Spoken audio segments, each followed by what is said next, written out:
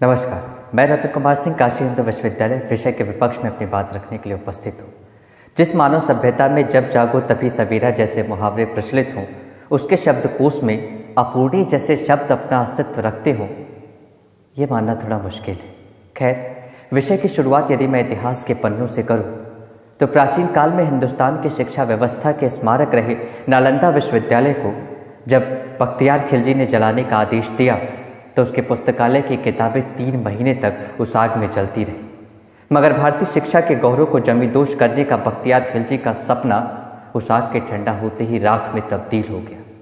कालांतर में अंग्रेजी हुकूमत के नुमाइंदे लॉर्ड मैकाले ने ब्रिटिश के संसद में खड़े होकर कहा कि यदि हमें हिंदुस्तान को गुलाम बनाना है तो सबसे पहले उसकी शिक्षा व्यवस्था के उस कमर को तोड़ना होगा जिसकी बदौलत उस देश में चारित्रिक रूप से आदर्श और संस्कारवान व्यक्तित्व पैदा होते हैं।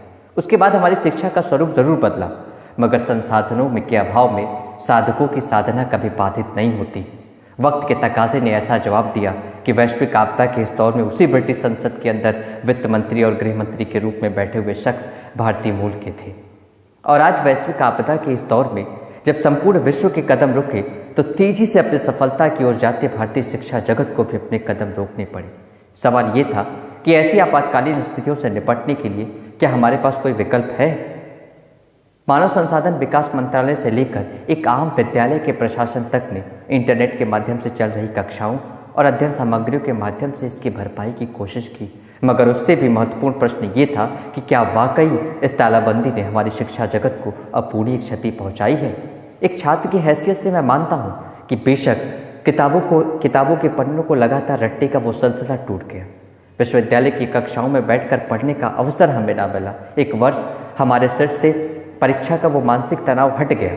शैक्षिक परंपरा के उस प्रत्यक्ष स्वरूप से बेशक हम दूर हैं, मगर विश्वास मानिए सीखने की प्रक्रिया अब भी जारी है, क्योंकि जंजीरों से किताबें कैद की जा सकती हैं, ज्ञान नहीं।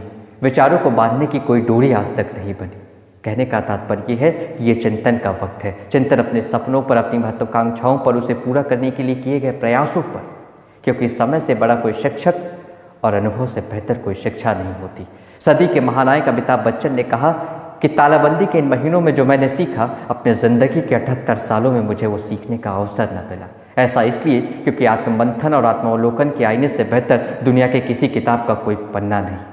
और इसीलिए और यही कारण है, वो अनुभव ही वो वजह है जिसकी बदौलत तालाबंदी के उस पार मुख्य धारा में जब भी हम छात्र मिलेंगे, अपने सपनों के प्रति, अपने मंजिल के प्रति पहले से कहीं ज़्यादा आश्वस्त और उत्साही होंगे। और इन्हीं तमाम तथ्यों और दावों के आधार पर मैं कह सकता हूँ कि आपदा नहीं, ये अवसर है।